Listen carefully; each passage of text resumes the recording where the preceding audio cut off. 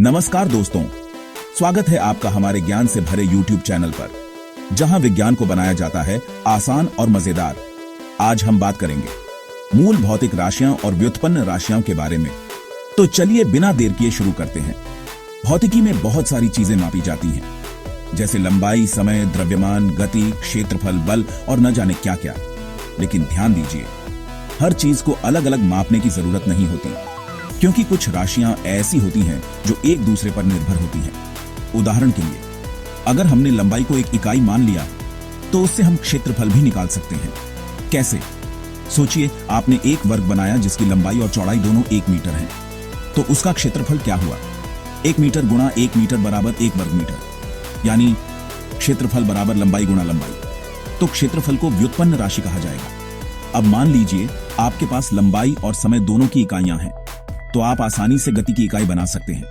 अगर कोई वस्तु 1 मीटर की दूरी 1 सेकंड में तय करती है, तो हम कहेंगे उसकी गति है 1 मीटर प्रति सेकंड, यानी गति बराबर दूरी विभाजित समय। तो अब समझ आया, कुछ राशियां मूल होती हैं और कुछ व्युत्पन्न होती हैं।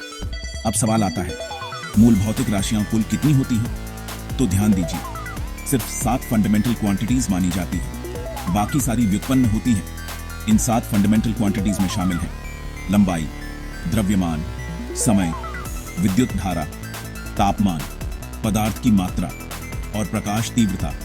इनकी इकाइयों को कहते हैं फंडामेंटल यूनिट्स, और जो इनसे मिलकर बनती हैं उन्हें कहते हैं डिराइव्ड यूनिट्स।